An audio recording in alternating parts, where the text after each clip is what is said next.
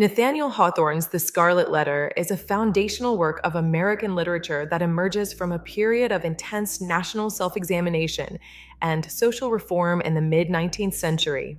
Historically, it is set in the rigid Puritan theocracy of 17th century Boston, but was written in the antebellum era, a time marked by the rise of transcendentalist individualism, the women's rights movement, and escalating debates over slavery and sin.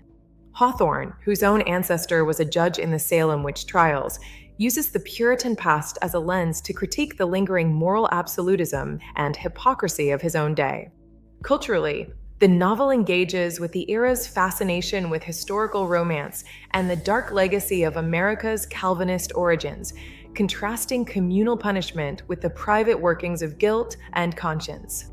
The character of Hester Prynne embodies the emerging feminist critique of patriarchal authority as she transforms a symbol of shame into one of self-determined identity and resilience. Thus, the novel is not a simple historical recreation, but a deeply psychological and allegorical exploration of sin, legalism, and redemption, written for a 19th century audience grappling with its own definitions of morality, freedom, and social justice. Within Nathaniel Hawthorne's literary canon, The Scarlet Letter stands as the masterpiece that synthesizes his defining thematic obsessions and refines the symbolic style for which he is renowned, marking the pinnacle of his artistic achievement. In terms of content, the novel is the fullest exploration of Hawthorne's lifelong preoccupations, the burden of history, the nature of sin and guilt, and the conflict between individual conscience and oppressive social authority. It expands upon the themes of secret sin and moral ambiguity present in earlier short stories like Young Goodman Brown and The Minister's Black Veil.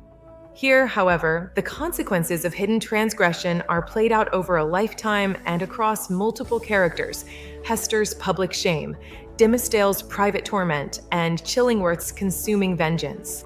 The novel's profound psychological insight into the effects of guilt and repression makes it a precursor to the modern psychological novel. Furthermore, its focus on a strong, socially ostracized female protagonist distinguishes it within Hawthorne's work, prefiguring the more complex treatment of isolated, defined individuals in the House of the Seven Gables and the Blithedale romance. The exploration of the individual's relationship to a judgmental community remains the central thread connecting his major works. Stylistically, The Scarlet Letter exemplifies Hawthorne's signature allegorical symbolism and atmospheric romance. The scarlet itself is the quintessential Hawthorne symbol, multivalent, evolving in meaning from adultery to Abel to angel, embodying the novel's exploration of interpretation and identity. The style is deliberately archaic and formal, with a rich, somber texture that creates a heightened, dreamlike reality, a hallmark of what Hawthorne termed romance. The narrative is framed by the Custom House introduction, a technique that blurs the lines between history and fiction, personal reflection and imaginative creation, a metafictional strategy he employed in other works.